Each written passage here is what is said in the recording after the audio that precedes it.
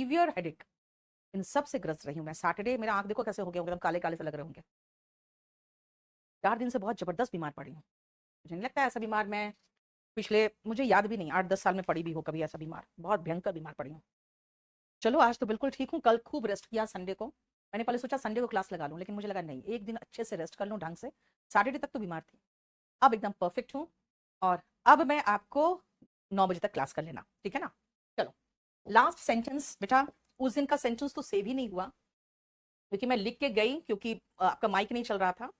तो यहां तक आपका हो चुका था, है ना, प्राइड एंड प्राउड तक। अब इसके आगे अब ठीक है बेटा, अब ठीक हूँ। कल मैंने अच्छे से रेस्ट किया, जबरदस्त। मुझे तो समझ भी नहीं आया कि हुआ क्या, एकदम पेट में इतनी भयंकर दर्द, इतना भयंकर दर्द, मुझे नहीं समझ में आया कि हो क्या गया था। और काफी धीमी आ रही है, देखो तो आवाज का कोई प्रॉब्लम। चलो मैं तेज बोलती हूँ, तब तक ये आवाज देख लेता है। चलो अब आते हैं हम लोग नेक्स्ट।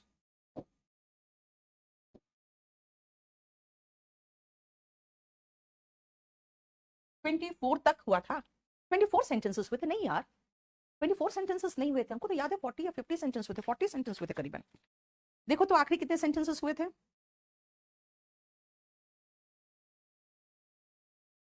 अच्छा थोड़ी लो है, ठीक है। यस पीयूष, मैं अब कोशिश करती हूँ बेटा। Reckless driving causes, okay.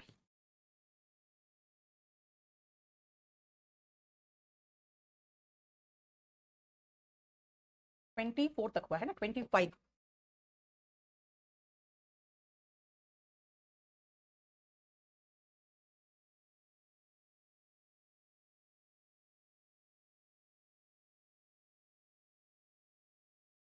Total 62 हो चुका था यार, 50 सेंटेंस हुए थे। फिक्स प्रेपोजिशन 24 हुए थे, ओके। फिक्स प्रेपोजिशन 24 हुए थे ना, ठीक है, बिल्कुल सही है।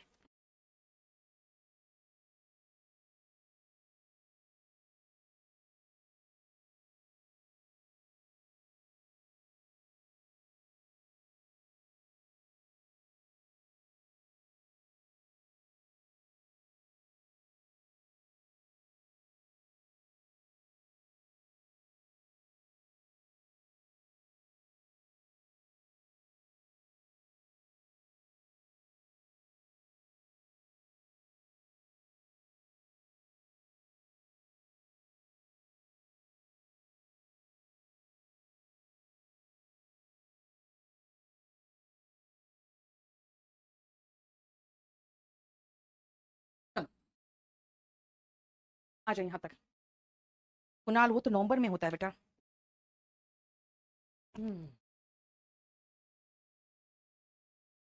सुनो, सबसे पहले देखो यहाँ पे कॉजेस कुछ भी नहीं आएगा। रिजल्ट्स, कई बार आप देखोगे ब्लैंक के बाद इन लगा हुआ है और आपको दो ऑप्शन देगा, कॉज या रिजल्ट। तो कहोगे भाई कॉज के साथ इन नहीं आता, रिजल्ट के साथ इन आता है। ये चीज आपको ध्यान रखना पड़ेगा। देखो आपको क्या देखना है इसमें, कि अगर कोई इन दिख जाए तो हम समझ में आ जाएगा कि भाई इसके आगे रिजल्ट आएगा। अगर कॉज लगाओगे तो इसके साथ कोई प्रेपोजिशन नहीं आएगा। और दोनों का मतलब होता है करना, जैसे इनका मतलब कॉज का मतलब क्या होता है, कारक बनना। रिजल्ट का मतलब होता है नतीजा, नतीजतन, है ना। तो दोनों का देख लो प्रेपोजिशन का। अब आते हैं एंग्री, ध्यान रखना। अगर आप एंग्री की बात करते हो, एनॉयड की बात करें हम, परेशान होना, वेक्स्ड की बात करें, एनॉयड मतलब से चिढ़ जाना। सिमिलर सिनोनिम है exasperated. Angry, annoyed, vexed, exasperated. अगर किसी व्यक्ति से हो आप तो विथ लगाओगे, विथ समवन। लेकिन यही सब चीजें आप किसी चीज से हो तो एट लगाओगे, समथिंग। किसी से हो, ही नहीं आ रही है आवाज, देखो वहां से चेक करो, किसी से पूछ लो कि एक होता है कुछ उसमें अंदर। देखो बेटा, she is angry with her children, angry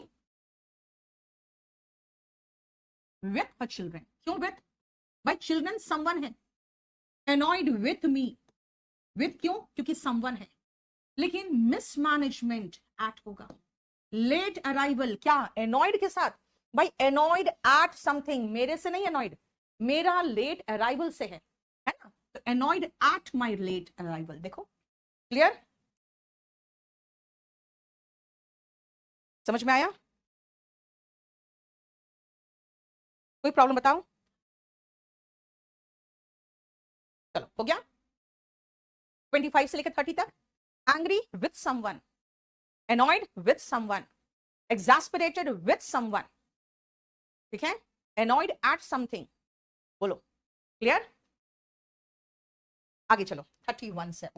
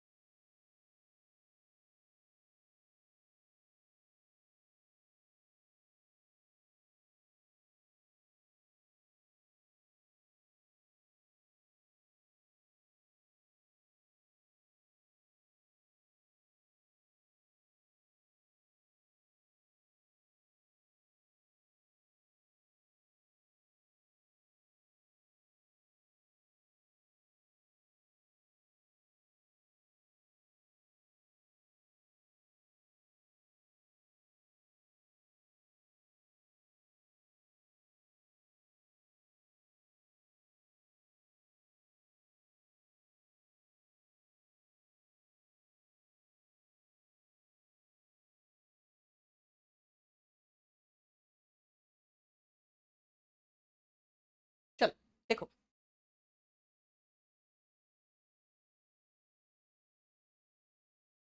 I got familiar, क्या familiar to him, familiar with this नहीं बेटा, this roots, these roots, familiar with these roots। इसका मतलब है कि अगर फेमिलियर वर्ड यानी कि जान पहचान होना, इसका इस्तेमाल करोगे तो फेमिलियर के साथ टू लगाओगे अगर आप समवन यानी किसी व्यक्ति का नाम ले रहे हो तो, और अगर किसी प्लेस का नाम ले रहे हो तो विथ। ये ध्यान रखना, क्या कहा मैंने कहा familiar to someone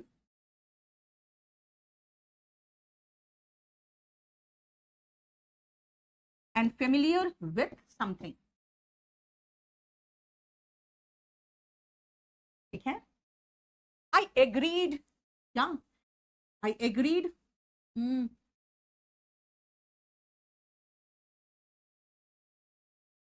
I agreed with होगा someone to something and on those points.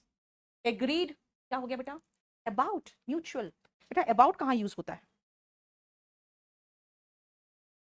वो तो अलग है।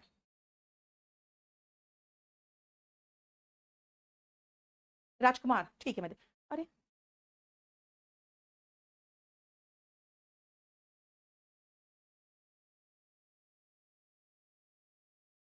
चलो अब आओ नेक्स्ट, एग्रीड के साथ एग्री विथ समवन। जब आप किसी से सहमत हो, मैं कहूं कि आई एग्री विथ यू, मैं आपसे सहमत हूं, I agree with my boss. लेकिन अगर मैं किसी चीज से सहमत विथ यू, मैं आपसे सहमत हूं, I agree with my boss. लेकिन अगर मैं किसी चीज से सहमत हूं, I agree to something, to your proposal. लेकिन एग्री के साथ अगर मैं कहूं कि इन दो पॉइंट पर मैं सहमत नहीं हूं, तो agree, I don't agree on कोई पॉइंट हो या कोई क्लॉज की बात हो रही है। क्लॉज का मतलब ही होता है बेटा, जो पॉइंट्स होते हैं ना एग्रीमेंट में, शर्तें, वो क्लॉज कहलाते हैं। एग्री ऑन पॉइंट्स या क्लॉजेस, ठीक है। तो एग्री विथ समवन, याद रखना, agree with someone, angry with someone, annoyed with someone, agree to something, angry at something, exasperated at something। भाई आई एम एग्री पूजा कभी भी नहीं होता, आई एम एग्री रॉन्ग है। नहीं, ऑन का रिपन कई बार अपॉन लिख देते हैं, I agree upon those points चलता है तब। राजकुमार 39 बैच तो बेटा इसके साथ ऐड ही नहीं है, फिर 39 का कहां से आ गया, है ना? ये तो 39 बैच है ही नहीं, खत्म हो चुका वो। 35 तक हो गया, समझ में आ गया? यानी कि यार समवन समथिंग पर चेंज हो रहा है यार, है ना। मतलब एंग्री से कोई प्रॉब्लम नहीं है मुझे, एग्री से कोई प्रॉब्लम नहीं है मुझे, बाद में देखना पड़ा कोई व्यक्ति है, अच्छा तब एग्री विथ समवन, अच्छा कोई क्लॉज है, कोई पॉइंट है, तो मुझे प्रेपोजिशन पीछे के वर्ड को देख के चेंज करना पड़ रहा है, ठीक है। यस बेटा, याद तो करना ही पड़ेगा।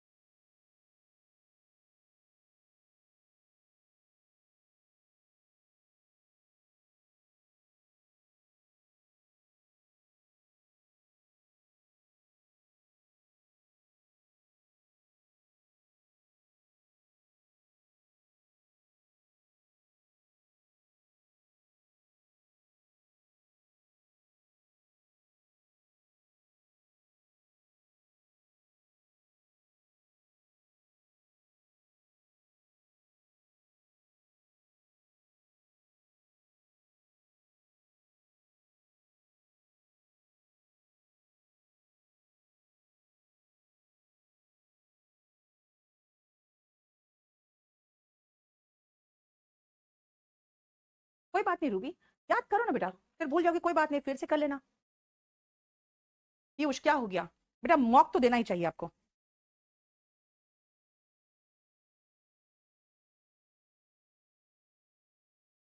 आई कैनॉट पार्ट फ्रॉम माई सन।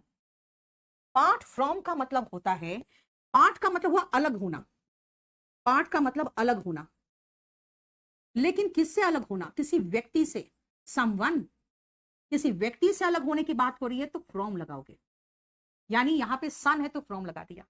लेकिन वही पार्ट है और किसी चीज से अलग होने की बात हो, किसी चीज से अलग होने की बात हो तो पार्ट विथ, देखो पार्ट विथ हिज बुक्स, तो अपनी किताबों से अलग नहीं हो सकता, ठीक है। I would like to take leave of you. Leave of you का मतलब है मैं आपसे विदा लेना चाहती हूं अब, लीव ऑफ समवन, लेकिन आपके शहर से विदा लेना चाहती हूं मैं, तो लीव फ्रॉम सम प्लेस, किसी प्लेस की बात होगी तो हम लीव फ्रॉम लगाएंगे, किसी व्यक्ति से विदा लेने की बात होगी तो लीव ऑफ होगा। देखो, I would like to take leave from your city, ठीक है। ओके रिफा, पे हीड टू माई एडवाइस, ये तो फिक्स प्रेपोजिशन है, pay heed to, heedless of, ये सब फिक्स्ड है। हीड का मतलब होता है ध्यान, तो ध्यान दे, किस चीज पर ध्यान दो, मेरे एडवाइस पर ध्यान दो, ये ठीक है।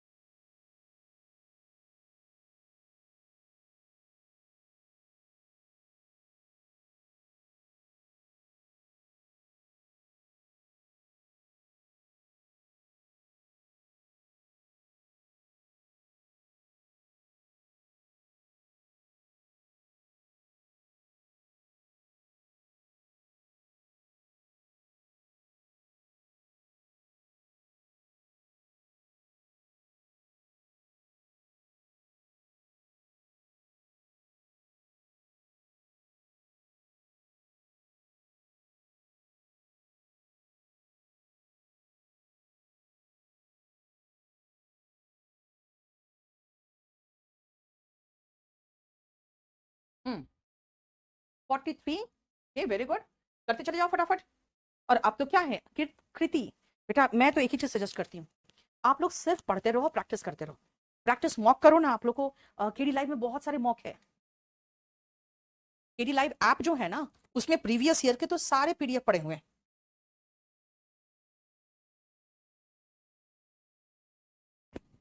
देखो, ही ड्राइव्स हीडलेस ऑफ। अब कहूंगी मैम कैसे हुआ?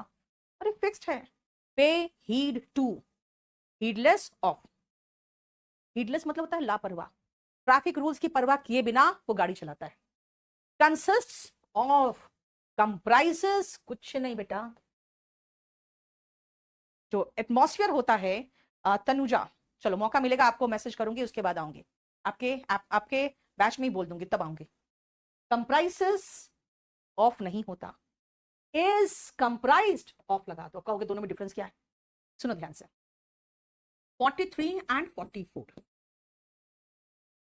कंप्राइज के साथ कोई प्रेपोजिशन नहीं आएगा। कहां? इन एक्टिव वॉइस।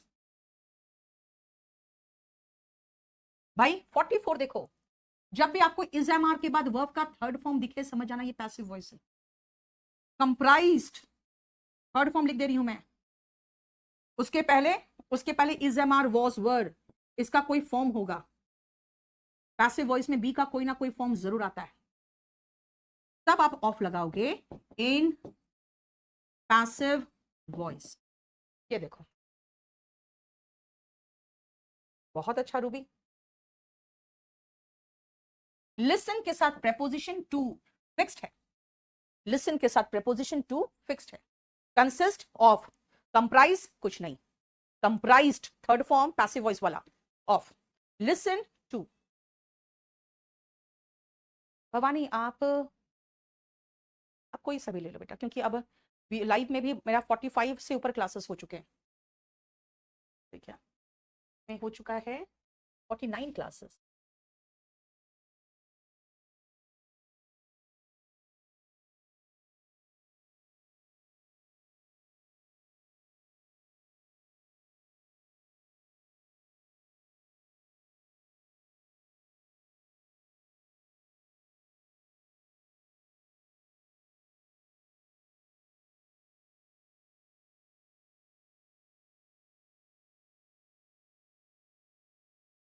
घर की शादी में मुहूर्त तुमने 1 महीना खराब किया, तो अपनी शादी में पता नहीं 1 साल खराब करोगे फिर तो। घर की शादी में 1 महीना खराब हो गया, गधा कहीं का।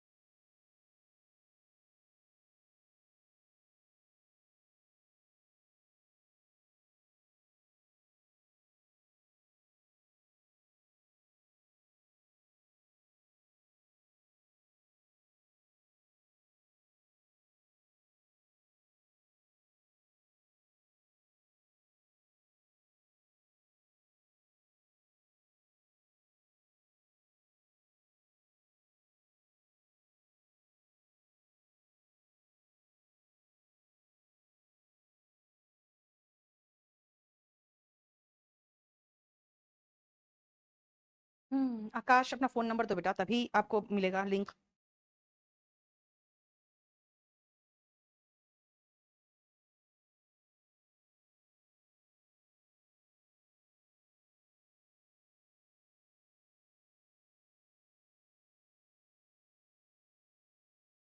भेज दो आकाश को।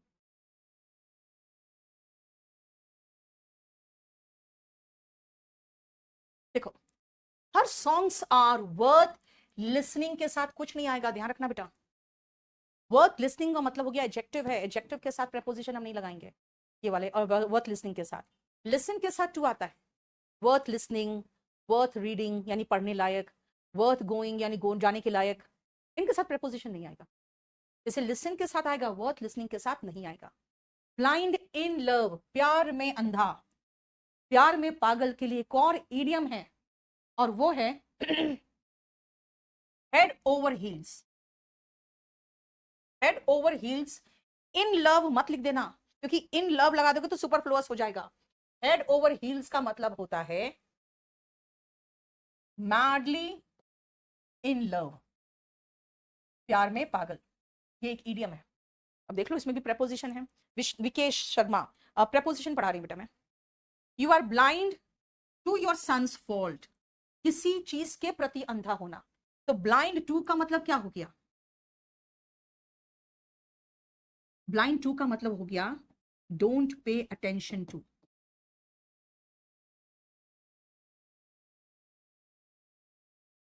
ध्यान नहीं देते हो अपने बेटे की गलतियों के प्रति। एक आंख नहीं है, ब्लाइंड इन वन आई, दोनों आंख नहीं है, ब्लाइंड ऑफ बोथ द आई। सब कहोगे इसमें डिफरेंस क्या? भाई एक आंख से काना होता है ना, दोनों से तो अंधे हो जाते हैं, तो इसी में दोनों में डिफरेंस है। और प्रेपोजिशन फिक्स्ड है, इसीलिए ज्यादा कुछ नहीं सोचना, याद रखना है। सुनीता कोई पेज नंबर नहीं बेटा, मैं सब कुछ लिख के करवा रही हूँ, पेज नंबर क्या बताऊं? ठीक है, एक आंख से अंधा, ब्लाइंड इन वन आई, दोनों आंख से अंधा, blind of both the eyes. ठीक है,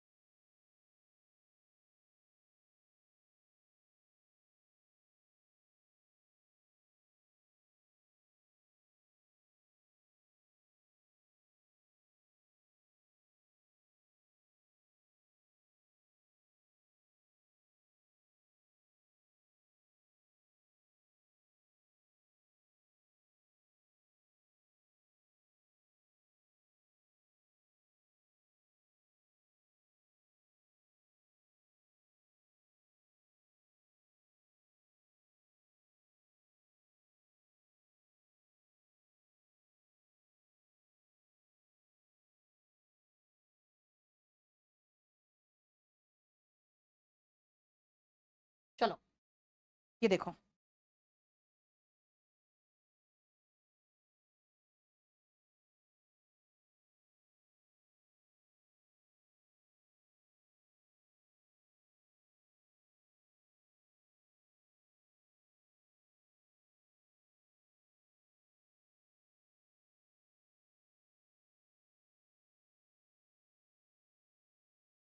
very good Krishna Jha, very good, बहुत अच्छा, बहुत अच्छा। सुनो, हम सोचते हैं इस पेपर पर साइन कर दो, पेपर पर साइन कर दो, तो साइन के साथ ऑन सोचते हैं। हमने इस मामले के बारे में डिस्कस किया, के बारे में हम अबाउट सोचेंगे, डिस्कस अबाउट। इस घटना के बारे में प्लीज कुछ बताइए, के बारे में डिस्क्राइब अबाउट। हमने एक कप चाय के लिए ऑर्डर किया है, के लिए, फॉर, बेटा कुछ नहीं आएगा, किसी में कुछ नहीं आएगा, कोई प्रेपोजिशन नहीं आएगा। आप हमेशा हिंदी के अकॉर्डिंग सोच के प्रेपोजिशन लगाओगे तो गलत होगा। अमेरिका ने इराक पर हमला कर दिया, ऑन लगा दिया, नहीं आएगा। ये सब को देखो ध्यान से, sign, discuss, describe, order, attack, ये सब वर्ब है यहां पे। मैं तुम्हें अपने भाई के जैसा मानती हूं, I consider you as my brother, फिर गलत है। पुलिस ने केस के अंदर काफी गहन जांच पड़ताल की, है ना, तो इन्वेस्टिगेटेड इनटू, गलत हो गया। मैं दिल्ली पहुंच गया, I reached to Delhi, I reached at Delhi, कुछ नहीं होगा। हाँ, एट 4 PM होगा। अब वो क्यों होगा वही बता दूंगी। अपनी जुबान पर काबू रखो, कंट्रोल ऑन योर टंग, गलत है। अब ध्यान से सुनना, जिसमें कोई प्रपोजिशन नहीं आ रहा है वो तो अभी मैं पूरा एक लिस्ट लिखा दूंगी कि ये सारे वर्ब्स के साथ प्रपोजिशन ना लगाएं, वो बात की बात है। यहां पे सबसे पहले देख लो आप कि कंसिडर के साथ एस नहीं आया, जबकि कहते हैं के जैसा मानती हूं, क्यों नहीं आया? द रीजन इज, इसका ध्यान रखना, 57 का सबसे पहले,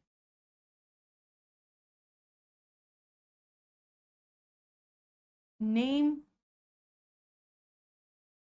elect, think, consider, call, appoint, make और चूज के साथ एज मत लगा देना। We made him as the PM, गलत होगा। कार्तिक आप मुझे व्हाट्सएप कर देना, ठीक है? देखो,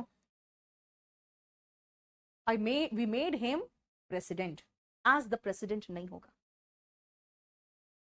ठीक है? अब आओ नेक्स्ट, देखो ध्यान से, अगेन एट 4 PM क्यों होगा, उसका रीजन भी मैं बताऊंगी। रीच के साथ ध्यान से सुनना पहले, 59, अगर आप रीच वर्ड लगा रहे हो, रीच के साथ कोई डेस्टिनेशन लगा रहे हो, डेस्टिनेशन समझते हो ना, आपका गंतव्य स्थान, जहां आपको जाना है, डेस्टिनेशन, तो कोई प्रेपोजिशन नहीं आएगा। तभी देखो दिल्ली है, जहां जाना है आपको, गंतव्य स्थान है ना, तो कोई प्रेपोजिशन नहीं आए। लेकिन कई बार आप कोई सहमति में पहुंचते हो, किसी तरह के एक सामंजस्य में पहुंचते हो, तब रीच के साथ एट लगता है। कभी किसी निष्कर्ष पे पहुंचते हो, रीच एट एन एग्रीमेंट,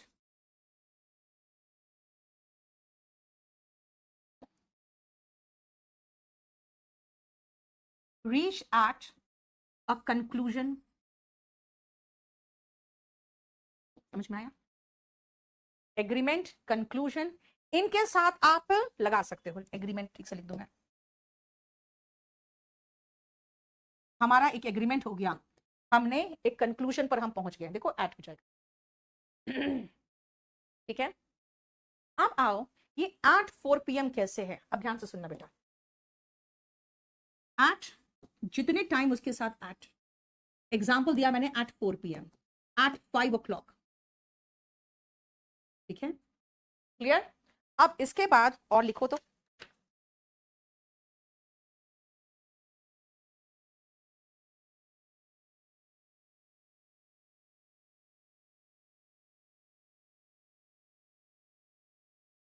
मैंने वो लिखवाया था आपको, टाइम डेट के साथ क्या आता है। हाँ, वो लिखवा दिया था आपको, है ना, तो फिर अलग से लिखने की जरूरत नहीं है इसको, इसको अलग से लिखने की जरूरत नहीं, वो मैं लिखवा चुकी हूँ। एट 7 PM ऑन मंडे, नहीं, उस समय लिखवा चुकी थी। अब बाकी के लिए जरा लिखना, the following verbs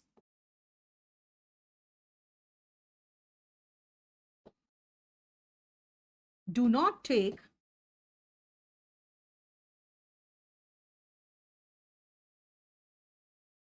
any preposition, the following verbs do not take any preposition when they come in active voice,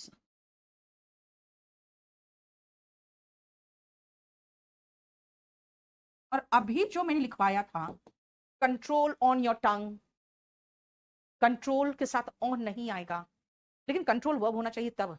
कौन कौन से ऐसे वर्ब से, पहले तो अभी जो मैंने लिखवाया था, पहले तो वही सारे वर्ब्स रिपीट मार दूं। पहले सबसे पहले मैंने साइन लिखा था, फिर मैंने डिस्कस लिखा था, फिर डिस्क्राइब लिखा था, फिर ऑर्डर, अटैक, कंसिडर, फिर लिखा था मैंने investigate,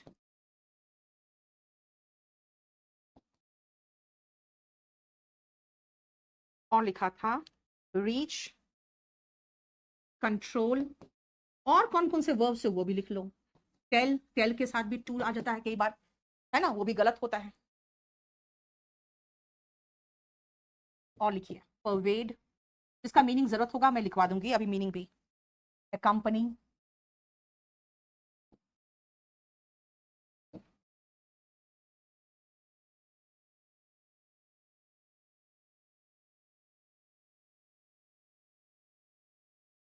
precede,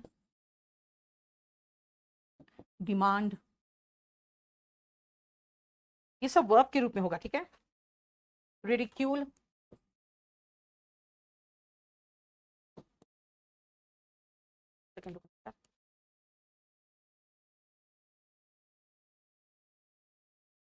succeed, invade, resist, resemble, enter, assure, direct, join, affect, ensure, board, today, yesterday, tonight। और ये टुडे, यस्टरडे, टुनाइट वर्ब नहीं है, यह ध्यान रखना, ठीक है ना। चलो इसको हम अलग से लिखवा लेंगे भाई, तो वर्ब सोच के तुम लोग इसके पता नहीं क्या कर दोगे, छोड़ो।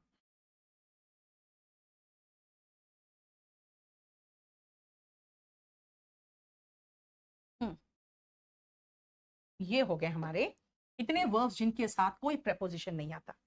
अब आती हूँ मैं वापस साइन का, पता ही है। डिस्कस, विचार करना कोई चीज पर।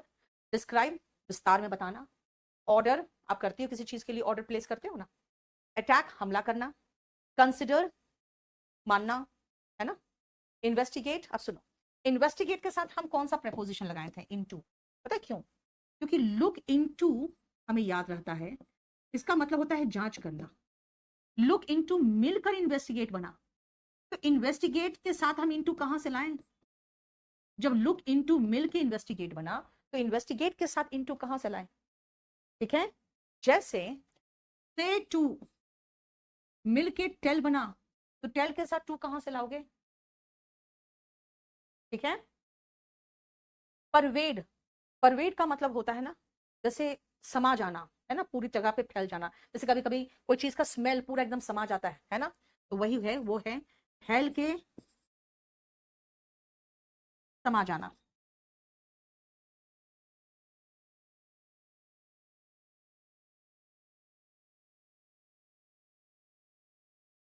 अब ए कंपनी के साथ हम विथ लगा देते हैं, जब गलत है, क्योंकि I will come with you, go with you, I will go with you, मिलके हुआ है कंपनी, एक कंपनी के साथ विथ नहीं आएगा।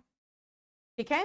प्रिसीड का मतलब होता है से पहले आना, तो हम सोचते हैं बिफोर लगा दो, प्रिसीड बिफोर, अरे प्रिसीड का मतलब ही पहले आना है, तो बिफोर क्यों लगाएं, है ना।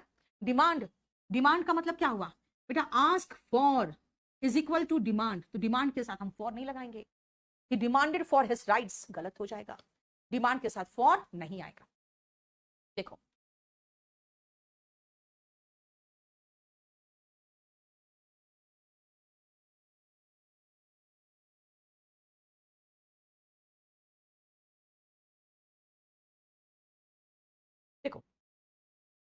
वर्ब्स के साथ हम सिर्फ हिंदी का इंग्लिश सोच के लगा देते हैं। बेटा पैसिव वॉइस में कभी कभी आता है, इसलिए मैंने हटा ही दिया कि भाई हम एक्टिव वॉइस की बात करेंगे। ठीक है, नेक्स्ट आओ रिडिक्यूल। बेटा रिडिक्यूल का मतलब होता है मजाक उड़ाना। रिडिक्यूल का मतलब होता है मजाक उड़ाना। सक्सीड और प्रिसीड दोनों एक दूसरे के एंटोनिम है। सक्सीड का मतलब होता है के बाद आना, और प्रिसीड का मतलब होता है से पहले आना। इनवेड घुस करके कब्जा कर लेना। ठीक है बेटा, एंटर इनटू सागर। एक बात बता मुझे, मैंने एंटर का आपको करा चुकी हूं मैं। He entered into an agreement, he entered into an arrange marriage, बिल्कुल सही है। एंटर का मतलब किसी जगह पे अंदर घुसना, तब इनटू नहीं आता है। लेकिन मैंने बताया था एंटर्ड इनटू एन एग्रीमेंट आता है। देखो तो लिखवाया था ना, एंटर्ड इनटू एन एग्रीमेंट, देख लो एक बार चेक करो। वही 24 जो लगवाया था उसी के अंदर होगा, नहीं तो मैं लिखवा दूंगी अभी। रेसिस्ट का मतलब होता है रोकना। रिजेंबल का मतलब है के तरह दिखना। अगर मैं कहूं you look like your father, बिल्कुल सही है। लेकिन अगर मैं कहूं you resemble like your father तो गलत हो जाएगा। एंटर और एंट्री मैंने करा दिया है। एस्यू मतलब होता है जानबूझकर कुछ करने से बचना।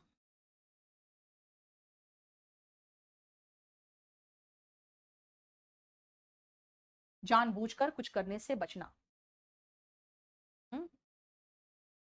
नहीं है, ठीक है मैं देख लेती हूँ। डायरेक्ट का मतलब होता है बेटा निर्देश देना।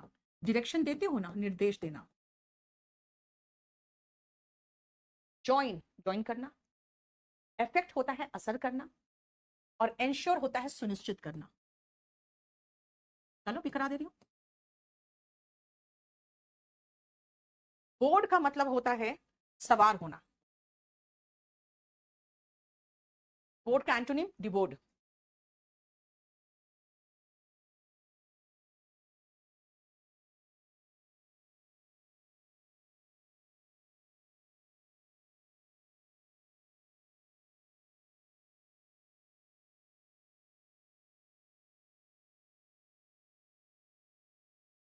हो गया। एंटर का करवाया है, वही तो मैं कह रही हूँ, रिफाइंडर का कराया है मैंने। यस, एंटर एंट्री करा चुके हैं ना। चलो ठीक है, अब सुनो, वापस आओ। बेटा खाली ये वर्ब्स याद रखो, इसमें से जहां से क्वेश्चन आता है मैं करा चुकी हूँ। अभी जो करवाया ना 10 क्वेश्चन, वहीं से ज्यादा आता है। अब हर वर्ब से करना जरूरी नहीं है, बस खाली इसका याद रखो कि ये सारे भी वर्ब्स हैं, लेकिन इनसे क्वेश्चन आते नहीं है, रिपीटेड क्वेश्चन आते हैं, यही एंटर एंटर से। और जितने 10 कराए हैं उसमें से आते हैं रिपीटेड।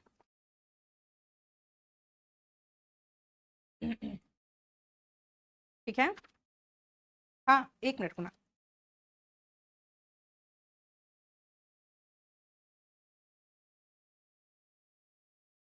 आगे करें।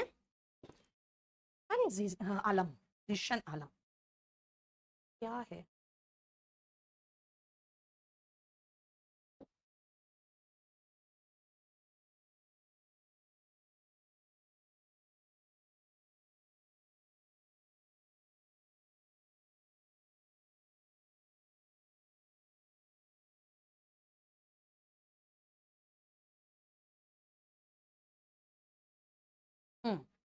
क्या है ना, मतलब कुछ लोग है ना रिपीट रिवीजन ही नहीं करते हैं। अब देखो एंटर के साथ इनटू नहीं आएगा, एंट्री के साथ इनटू आता है। हाँ, चलो एक और करा देते हैं आपको। क्वेश्चन नंबर 60 हो गया, 61।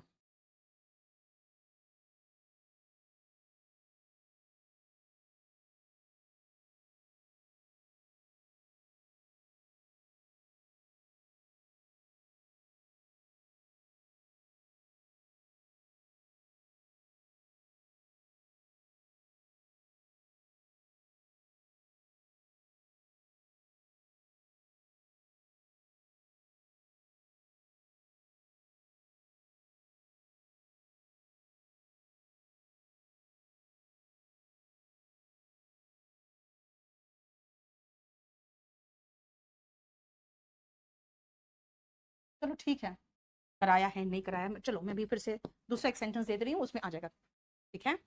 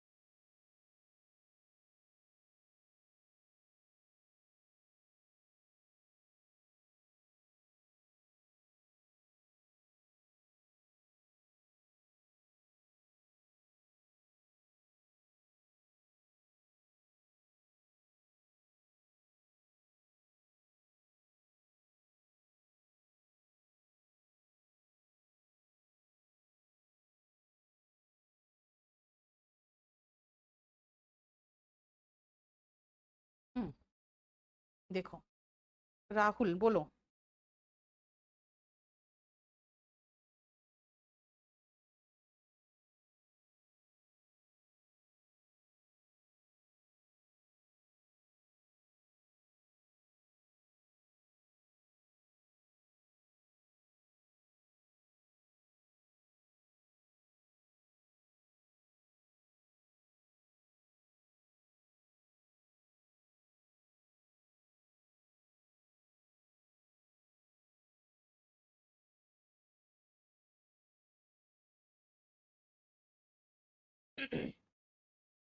देखो, he entered my premises, बस। जब अंदर आने का मतलब होता है ना, अंदर आना, तो बेटा एंटर के साथ कुछ नहीं आता है।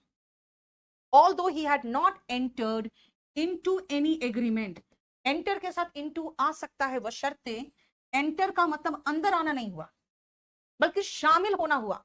एंटर के साथ इनटू तब आता है जब आप किसी व्यक्ति के साथ किसी तरह के एग्रीमेंट में शामिल होते हो, किसी तरह के साझा सरकार बनाने के लिए, जैसे दो पार्टियां अलायंस बनाती है, जैसे दो कंट्रीज के बीच में एग्रीमेंट होता है तो उसको पैक्ट भी कहते हैं।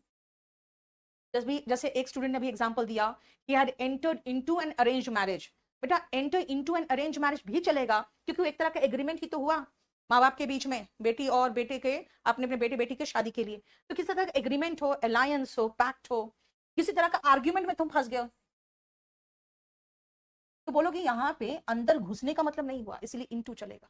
प्रेमिसेस मतलब आपकी जगह, आपका हॉल, आपका घर, मकान, कुछ भी। ठीक है, ये रहा। नेक्स्ट सुनो, he died of hunger, he died of malaria। मतलब ऑफ क्यों लगा? अगर किसी बीमारी से कोई मरता है या भूख से मरता है तो ऑफ लगता है। कहते हैं ना भूख क्या है यार, सबसे बड़ी बीमारी है ना? भूख क्या है? सबसे बड़ी बीमारी है। तो die of hunger, die of malaria, क्योंकि हम डाई के साथ ऑफ लगाएंगे अगर हम भूखमरी, भूखे या बीमारी के साथ हम लगाएंगे। ओके ठीक है, एंटर इनटू नहीं कराया था, देख लिया, हो गया। लेकिन किसी कारण से कोई मर जाए तो डाई फ्रॉम एग्जॉशन का मतलब हुआ थकावट, है ना, तो डाई फ्रॉम रीजन। और फिर डाइड इन हार्नेस।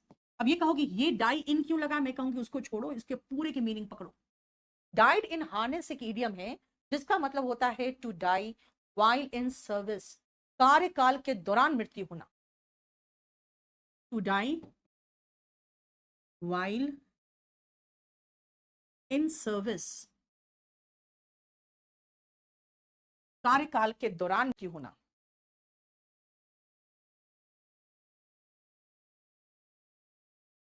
ठीक है, देखो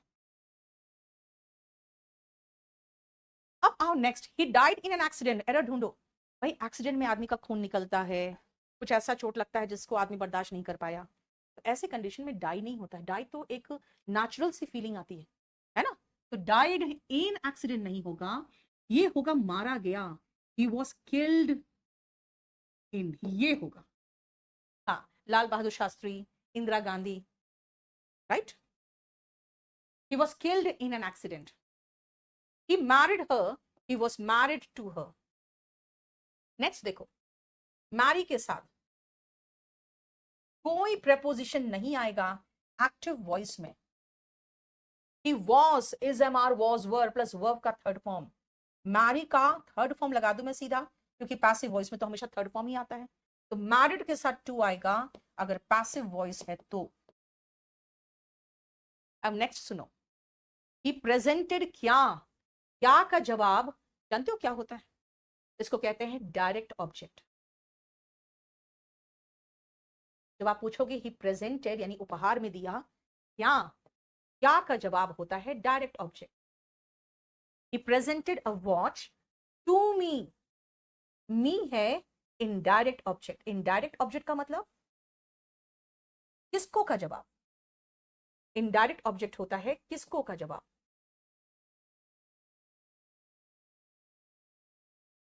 क्या का जवाब डायरेक्ट, किसको का जवाब इनडायरेक्ट। ठीक है, लेकिन यही चीज मैंने उल्टा कर दिया, पहले इनडायरेक्ट ऑब्जेक्ट लिख दिया और फिर डायरेक्ट ऑब्जेक्ट, तो बेटा यहां प्रेपोजिशन होगा with. He presented me with a watch. Yes, इसी जैसा कुछ और सेंटेंसेस लिख लो, फिर मैं इसको एक साथ बता दूंगी ये क्या है।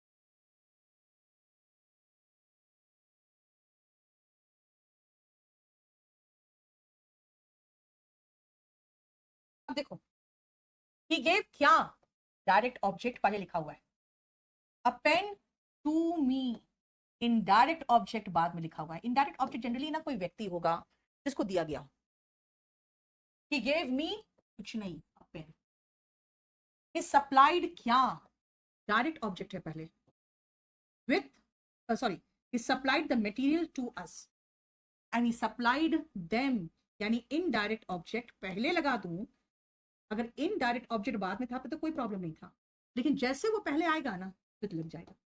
कुछ शब्द है जैसे सप्लाइड, जैसे कि अभी लिखवाया था आपको मैंने प्रोवाइड, जैसे कन्फर्ड, इन सब में अगर इनडायरेक्ट ऑब्जेक्ट पहले आएगा ना तो विथ लगेगा। कन्फर का मतलब होता है नवाजना, जैसे कोई ताज वगैरह किसी को पहनाया हो, कोई उपाधि से नवाजा हो, तो ऐसे महसूस करो ना कि जैसे ताज पहनाया हो, कि conferred the title upon him. आप कहोगे यहाँ अपॉन लगा रहे हैं, यहाँ टू लगाया, ठीक है, मतलब भाई अगर आगे आपका डायरेक्ट ऑब्जेक्ट हो तो मैं आपको कोई रूल नहीं सिखा रही हूँ भाई, मैं खाली 5 वर्ब आपको दूंगी, जिनमें से 3 तो बता चुकी मैं। एक तो मैंने बता दिया आपको प्रेजेंट, अगर इनडायरेक्ट ऑब्जेक्ट पहले दिया हो, डायरेक्ट के पहले इनडायरेक्ट ऑब्जेक्ट तो विद आया। दूसरा वर्ब बता दूं मैं आपको सप्लाई, अगर इनडायरेक्ट ऑब्जेक्ट पहले है तो विद आ गया। तीसरा बता रही हूँ कन्फर, अगर इनडायरेक्ट ऑब्जेक्ट डायरेक्ट ऑब्जेक्ट के पहले दिया हो तो अगेन विद, तो हम 5 वर्ब्स एक साथ लिख दूं मैं, है ना, वो है प्रोवाइड, सप्लाई, कन्फर, एंट्रस्ट और प्रेजेंट। इनके बाद अगर पहले इनडायरेक्ट ऑब्जेक्ट लगा दिया आपने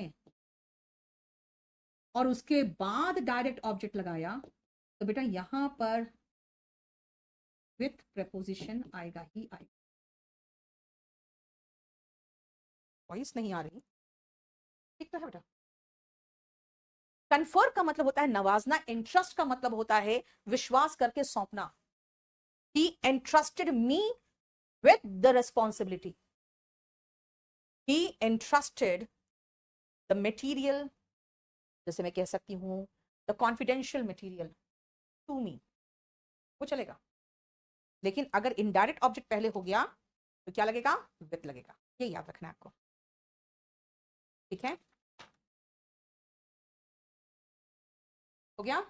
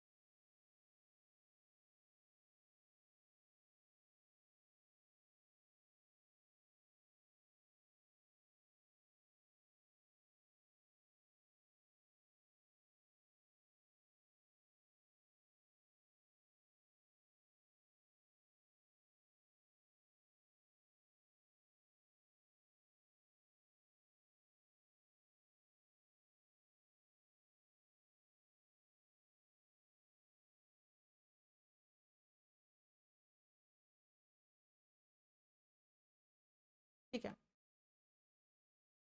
नेक्स्ट सुनो, life is compared to a journey. बोलोगे मैम कहाँ लाइफ, कहाँ जर्नी, लेकिन गाना सुने हो, जिंदगी एक सफर है सुहाना, यहाँ कल क्या हो किसने जाना। मतलब आप जीवन को, जिंदगी को सफर से कंपेयर कर रहे हो, दोनों एकदम अलग अलग चीजें हैं। इसका मतलब है कंपेयर लेगा टू इफ बोथ